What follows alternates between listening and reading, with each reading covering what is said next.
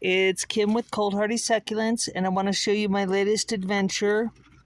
So these are going to be little skeletons with our succulents growing out of them.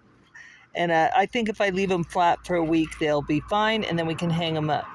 But so this is what I start with. They come as a string of like 5, I think. And I just cut them apart so you can hang them up or whatever. And then I'm going to fill this cavity here.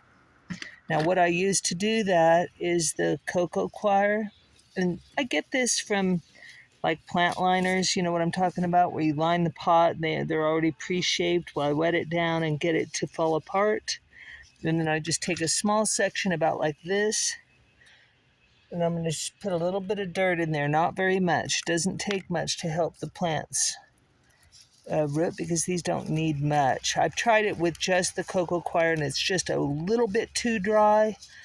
I'm up here in Utah.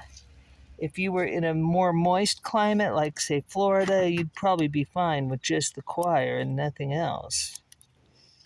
So trim it up as much as you can, and we're going to just stuff it into this hole.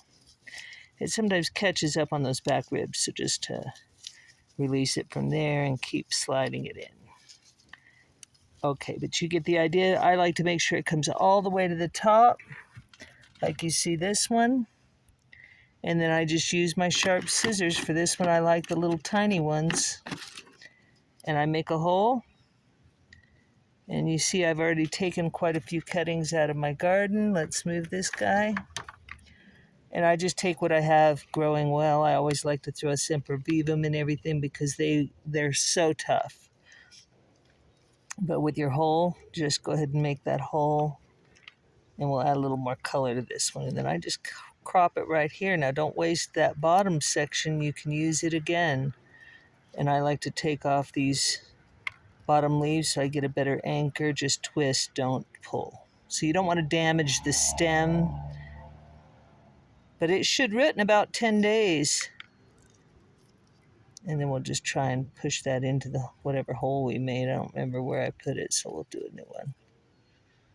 And then just kind of ease it in there. Some of these are tougher than others, so that you can be a little more forceful. Otherwise, you know. These tricolors are not very tough, like stem-wise, so you don't want to really force the stem. You got to have that hole ready to receive. And then just kind of wiggle them in.